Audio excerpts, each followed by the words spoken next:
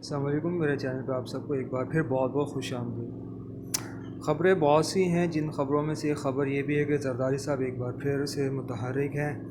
وہ چاہتے ہیں کہ الطاف حسین صاحب کی ایک بار پھر سیاست میں واپسی ہو۔ وہ بیک ڈاٹ چینل رابطوں کا سلسلہ شروع کیے ہوئے ہیں۔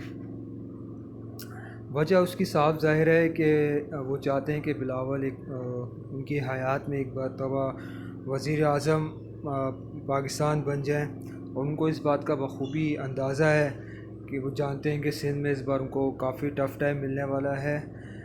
تو اس وجہ سے وہ کسی بھی حال میں چاہتے ہیں کہ پیپلز ایم کیو ایم کے بانی و قائد الطاف حسین صاحب کی واپسی سیاست میں ممکن بنا سکیں، کیونکہ وہ سمجھتے ہیں کہ پیپلز پارٹی کی سیاست جو ہے لازم و ملزوم ہے، وہ ایم کیو ایم کے ساتھ ہے۔ اسی سلسلے کی کڑی میں سننے میں یہ دیتا ہے کہ وہ بہت سے لوگوں سے رابطے میں ہیں۔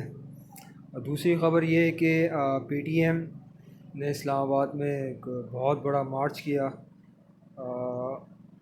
متوقع نہیں کیا جا رہا تھا کہ ان کے اسٹیج سے اتنی سخت باتیں کی جائیں گی ادارے کے خلاف، خاص کر کے منظور پشتین سخت لب و لہجے میں بات کریں گے، کیونکہ منظور پشتین کا ہمیشہ سے یہ رہا ہے کہ وہ نرم رویہ اور لہجہ اختیار کرنے کے ماہر رہے ہیں ہمیشہ سے۔ پی ٹی ایم کے پلیٹ فارم سے شیری ایمان مزاری، محسن داوڑ، علی وزیر نے جو باتیں کہی ہیں اس وقت دہرانا نامناسب ہے۔ لگتا یوں ہے کہ انہیں جو ہے وہ یہ پی ٹی ایم والوں نے خود سے یہ باتیں نہیں کہ ان سے کہلوائی گئی ہیں، کیونکہ اس کا یوں دیکھ لیجئے نا کہ پی ٹی ایم آتی ہے، جلسہ کرتی ہے، سخت باتیں کرتی ہے اداروں کے خلاف، وہ خاموشی سے چلی جاتی ہے۔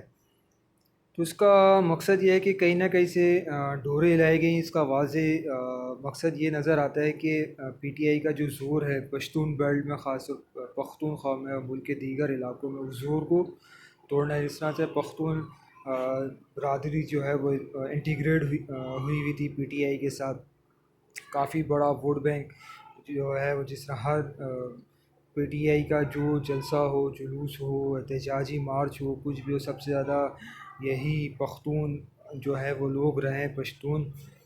تو لگتا یوں ہی ہے کہ اسی سلسلے کی کڑی ہے کہ ادارے بھی چاہتے ہیں کہ کسی طرح پی ٹی آئی کا زور ٹوٹے۔ یہ ہے کہ اب مہنگائی کی وجہ سے تاجر حضرات بھی سڑکوں پر آ گئے ہیں۔ آج ایم اے جناح روڈ پہ یا چندی گڑھ روڈ پہ کہہ لیجیے، تاجر برادری نے احتجاج ریکارڈ کروایا ہے۔ ڈالر اتنا مہنگا ہو گیا، اس کے علاوہ پیٹرول کی پرائسز اتنی اوپر چلی گئی ہیں کہ جو انڈسٹریلسٹ ہے وہ کیا را مٹیریل نیا خریدے گا، وہ کیا پروڈکٹ نہیں بنا کے مارکیٹ میں بیچے گا، وہ کیا کمپٹیشن کرے گا کسی کے ساتھ۔ پھر آپ کہتے ہیں کہ ایکسپورٹ بڑھائیں، امپورٹ پہ کم توجہ دیں، ڈومیسٹک پروڈکٹ کو جو ہے وہ آپ بڑھاوا دیں۔ کہاں سے کیسے کریں گے؟ لیبر ہے، پھر بجلی اتنی مہنگی ہے، گیس میسر نہیں ہے، میسر ہے تو اتنی مہنگے یونٹ ہیں اس کے، تاجر برادری کیا کرے گی؟ لگتا یوں ہی ہے کہ اب ان کو بھی جو ہے وہ ہوش کے ناخن لینے چاہیے، اور دوبارہ سے جو ہے وہ پرانے لوگوں کو لے کر آنا چاہیے، تاکہ عوام کا جو اب یہ غم و غصہ ہے وہ تھوڑا سا ٹھنڈا ہو، لوگ جو ہے دوبارہ سے سیاست میں واپس ہے۔ اس طرح سے کراچی سیاسی طور پہ بالکل جو ہے وہ خاموش ہو کے بیٹھا ہوا ہے۔ لگتا بھی یوں ہی ہے کہ لگتا کیوں ہے بلکہ لگ ہی ایسا رہا ہے کہ کراچی جو ہے وہ الطاف حسین کے علاوہ کسی کو قبول کرنے کے موڈ میں نظر نہیں آ رہا۔ ایم کیو ایم پاکستان بھی اس طرح سے ڈیلیور نہیں کر سکی، نہ پی ٹی آئی کا تو خیر اب نام و نشان آپ بھول جائیں۔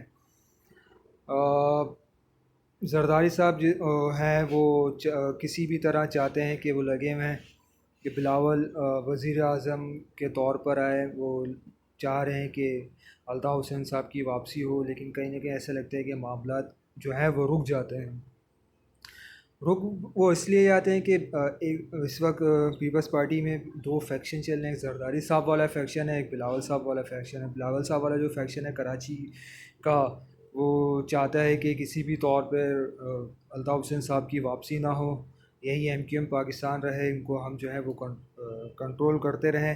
ان کا ماننا یہ ہے کہ کراچی کے ایسے بہت سے علاقے ہیں جہاں کبھی ہم جھنڈے نہیں لگا سکتے تھے، میٹنگز نہیں کر سکتے، آج ہماری کارنر میٹنگز ہو رہی ہیں، لوگ وہ سے ملنا جلنا کا سلسلہ شروع ہوا ہے۔ تو وہ بھی جو ہے وہ کسی طرح سے ایک اندرونی طور پہ پریشر بنائے ہوئے ہیں، اس کو پریشر کا اندازہ آپ کو نظر آتا ہے، کبھی لوگ اڑ جاتے ہیں، اداروں پہ دباؤ آتا ہے۔ اب خیر اس طرح کا اب تو سلسلہ رہے گا نہیں، کیونکہ انٹرم گورنمنٹ ہے۔ اور دوسرا یہ کہ الطاف حسین صاحب کے ملنے جلنے والوں میں سے ایک مرتضیٰ سولنگی صاحب جو ہیں وہ نگراں وزیر اطلاعات و نشریات جو ہیں وہ مقرر ہوئے ہیں۔ دیکھتے ہیں کہ ان کی طرف سے کیا رسپانس آتا ہے۔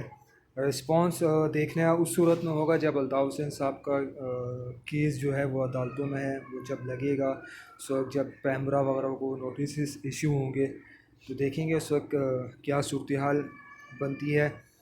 اب تک کی تو ایسا لگ رہا ہے کہ ہر طرف جو ہے وہ خاموشی ہے، ادارے بھی دو قدم آگے کھلواتے ہیں، پھر بیک فٹ پہ لے کر آ جاتے ہیں۔ ایسے لگ رہا ہے کہ کہیں نہ کہیں کچھ نہ کچھ گہما گہمی ہے، لیکن جلد بازی کوئی بھی نہیں چاہ رہا۔ ایم کیو ایم پاکستان کی طرف سے بھی خاموشی ہے، ایم کیو ایم لنڈن کی طرف سے بھی اس طرح سے خاموشی ہے۔ بس لگ ایسا رہا ہے کہ دونوں ایک دوسرے کو دیکھ رہے ہیں کہ کون کہاں غلطی کرتا ہے، تو اس غلطی کا جو ہے وہ ازالہ ان سے کروائے، اس کو جو ہے وہ کسی طرح گین کریں اس کو۔ بس اب تک آج تک کے لیے اتنا ہی۔